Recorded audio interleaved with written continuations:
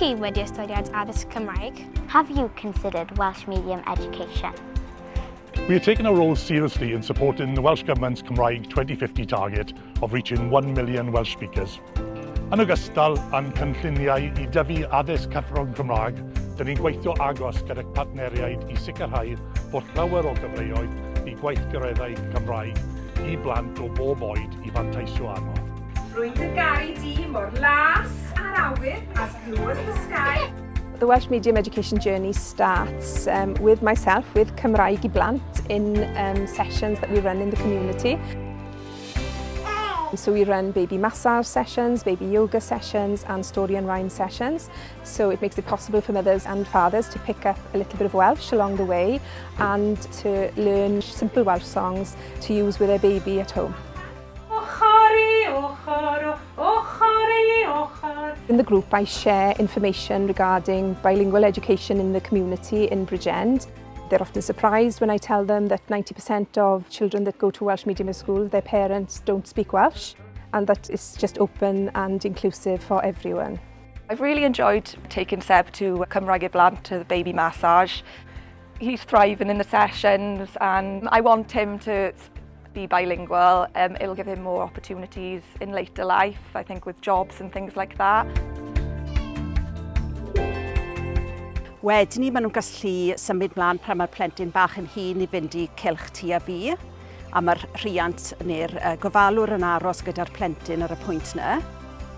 Pan mae'r plentyn yn 2 flwydd oed, maen nhw wedyn ni'n gallu symud mlaen I cylchoedd meithrin lle mae staff yn gofalu am y plant wedyn ni. They are all over the county, from Maesteg down to Porthcawl and over to Pencoed. Mudiad Meithrin provide the parents with an opportunity to experience the Welsh language before the family makes a decision on the language choice of education for their children. We're one of 4 Welsh primary schools in Bridgend, and we have Ysgol Gymraeg Ogwr, Ysgol Cynnig, Ysgol Ferch o Sgêr, Ysgol Bedair. The parents who apply via admissions for places in our schools are all welcome during a parents' evening, an open evening in schools. So they're immersed in the language, in the meithrin, and by the end of reception, so they're almost 4 or 5, they are fluent.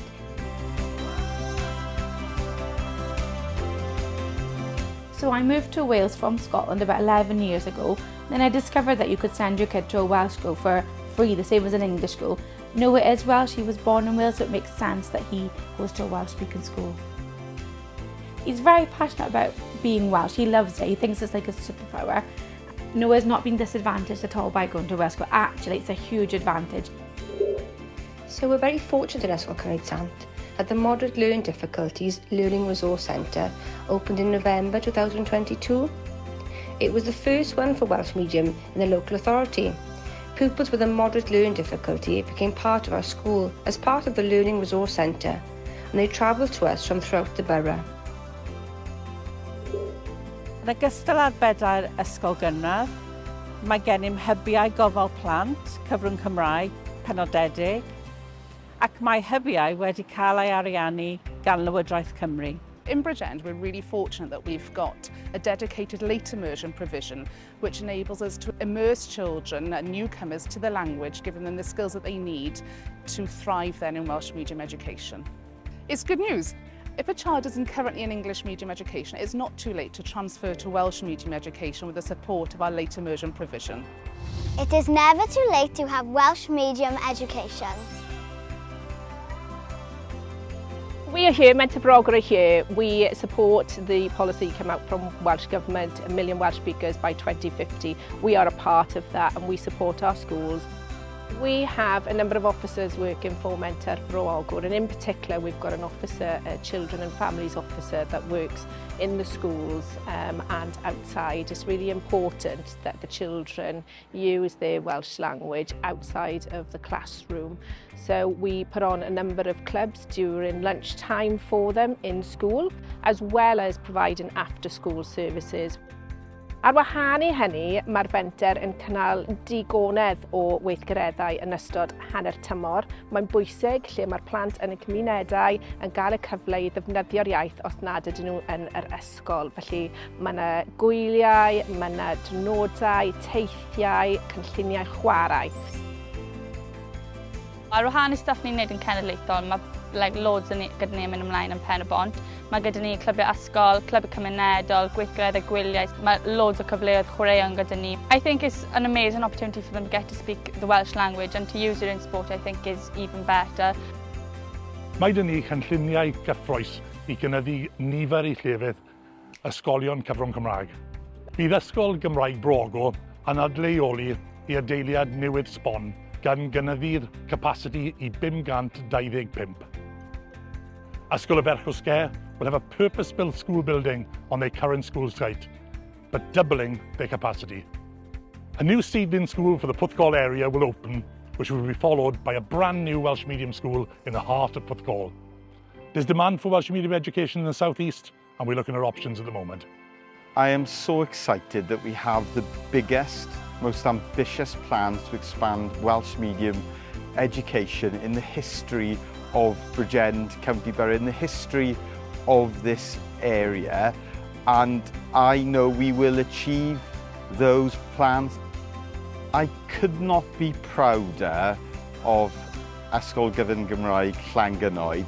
It has achieved the best Estyn inspection report of any Welsh medium secondary school in the country, and that's official, and it's a tribute to the fantastic team.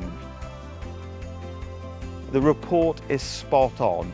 It's all about the care, the high quality of education, and it's the only Welsh medium secondary school in Wales not to have any recommendations for improvement. It is quite simply the best. It's important for us as a school that when we see learners coming in year 7 that we know that where their progression is going through into year 13. But for us it's also important to work as the teulu Llan, the family of Llangynnoed, where we're looking at our meithrin age kids preschools, working with them. I visit some of the preschool settings across Bridgend, but then the work that we do with our 4 primary schools, developing that education, developing the opportunities that are available for our learners all through the medium of Welsh is so important for the success of us as Team Llan here in Llangynnoed. A rwyddau'r yr ysgol yw disg dawn dyfodol, a dyna beth ni'n neud yw sicrhau bod dysgwyr yn dysgu, yn cael yr addysg gorau, bod nhw'n datblygu I dawnau nhw yn barod ar gyfer y dyfodol, a hynny oll trwy gyfrwng y Gymraeg. Well, it's the team ethos. We're all a big family. Dwi'n mor falch mod I wedi cael addysg Cymraeg ac wedi aros ymlaen yn chweched dosbarth oherwydd bod e wedi agor cymaint o ddrysau a chyfleoedd. My parents decided to put me through Welsh education as they didn't get the opportunity when they were children and thought that it was the best option for me. It doesn't matter if you come from an English background, any child would be capable to go through the Welsh. The demand in Wales for Welsh speakers in the workplace is absolutely humongous at the moment. There's currently a shortage in many fields and in workplaces, so sending a child to a Welsh medium school to receive Welsh medium education will be absolutely beneficial for them. Mae addysg Cymraeg yn cool. Welsh education is great. Ydych chi'n arwen ystyried addysg Cymraeg? Would you now consider Welsh medium education?